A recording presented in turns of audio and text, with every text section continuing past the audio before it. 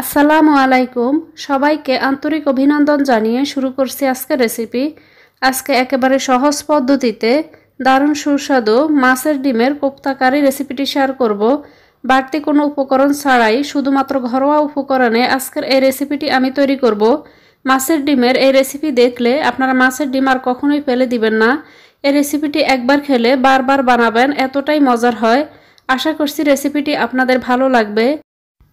এখানে আমি মাছের ডিমগুলোকে খুব ভালোভাবে ধুয়ে পানি ঝরিয়ে নিয়েছি এবং চুলায় একটা পাতিল বসিয়ে তাতে কিছুটা পানি গরম করে নিয়েছি। পানিতে যখন বলক চলে এসেছে তখন আমি এতে মাছের ডিমগুলোকে দিয়ে দিব। দিয়ে আমি 3 মিনিটের জন্য অপেক্ষা করব। তো এই 3 মিনিট চুলার আঁচে মাছের ডিমগুলোকে রাখলে দেখবেন উপর থেকে কিছুটা সাদাটে হয়ে যাবে, কিন্তু মাছের ডিমগুলো ভেতর থেকে কাঁচা থেকে যাবে। তো এভাবে আমি লবণ হলুদ কোনো মশলা না দিয়ে মাছের ডিমগুলোকে 3 মিনিট জাল করে নিলাম। এবার চুলা থেকে আমি মাছের ডিমগুলোকে নামিয়ে নিব। তো আমি এই মাছের ডিমগুলোকে নিয়ে নিচ্ছি। এই পানিগুলোকে আমি ফেলে দিব আর মাছের ডিমগুলোকে আমি নর্মাল পানি দিয়ে খুব ভালোভাবে ধুয়ে নিব। তো আমি মাছের ডিমগুলোকে খুব ভালোভাবে নর্মাল পানি দিয়ে ধুয়ে নিয়েছি। এবার মাছের ডিমের উপরে যে পাতলা আবরণটা থাকে সেই আবরণটা আমি এভাবে হাত দিয়ে তুলে ফেলে দিব। তো মাছের ডিম কাঁচা থাকা অবস্থায় কিন্তু এই আবরণগুলো ফেলতে অসুবিধা হয়। এভাবে কিছুক্ষণ ভাপ দিয়ে নিলেই দেখবেন খুব সহজেই কিন্তু মাছের ডিমগুলো থেকে কিন্তু আবরণটা আলাদা হয়ে যাবে। এবার আমি এখানে দিয়ে দিব ধনিয়া গুঁড়া, দিয়ে দিব মরিচ গুঁড়া, হলুদ গুঁড়া, ভাজা জিরার গুঁড়া এবং গোলমরিচ গুঁড়া, সামান্য একটু লবণ, 2 টেবিল চামচের মতো বেসন এবং সাথে দিয়ে দিব 2 টেবিল চামচের মতো ময়দা। হাতের কাছে বেসন অ্যাভেলেবল না থাকলে আপনারা এখানে বেসনের পরিবর্তে চালের গুঁড়োও নিতে পারেন। এবার এই সবগুলো উপকরণ খুব ভালোভাবে হাত দিয়ে মাখিয়ে নিব। এই রেসিপিটি তৈরি করতে আমি এখানে রুই মাছের ডিম নিয়েছি। আপনারা চাইলে যে কোনো মাছের ডিম দিয়েই কিন্তু এই রেসিপিটি তৈরি করতে পারেন। তো আমি এই মাছের ডিমের মিশ্রণটাকে খুব ভালোভাবে হাত দিয়ে মাখিয়ে নিলাম। এবার চুলায় একটা পাতিল বসিয়ে তাতে দিয়ে দিলাম রান্নার তেল। দিয়ে এবার আমি কাঁচা আলু দিয়ে দিব।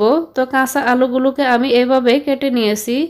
দিয়ে দিব সামান্য একটু লবণ এবং হলুদ গুঁড়া। দিয়ে আলুগুলোকে আমি এখানে মিডিয়াম আঁচে কিছুক্ষণ ভেজে নিব।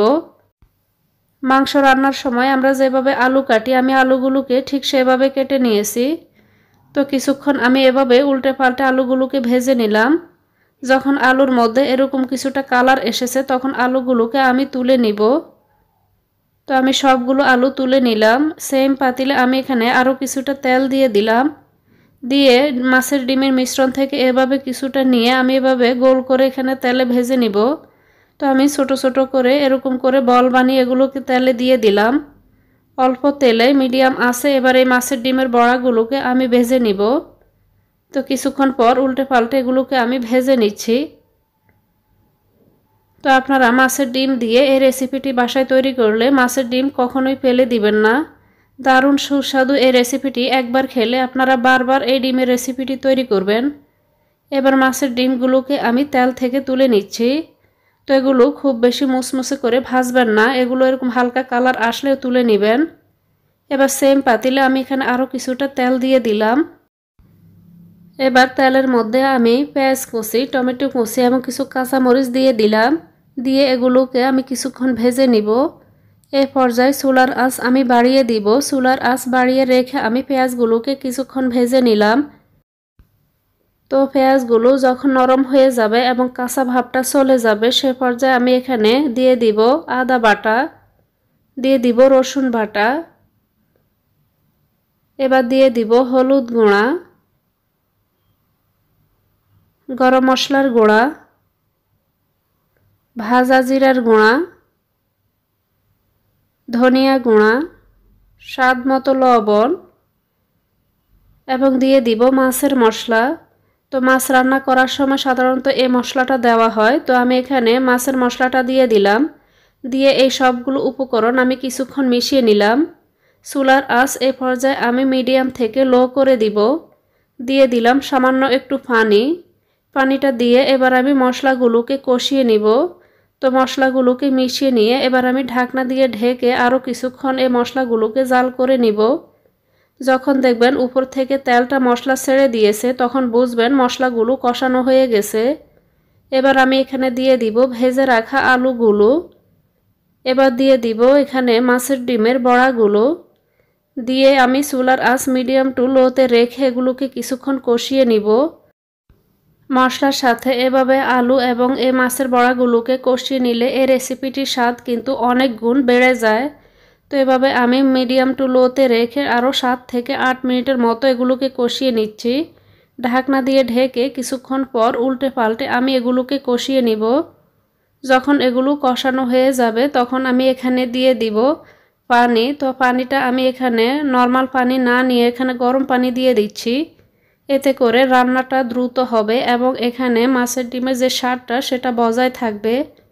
তো আমি এখানে গরম পানি দিয়ে এগুলোকে কিছুক্ষণ মিশিয়ে নিয়ে এবার ঢাকনা দিয়ে ঢেকে দিব। ঢেকে আমি এগুলোকে রান্না করে নিব।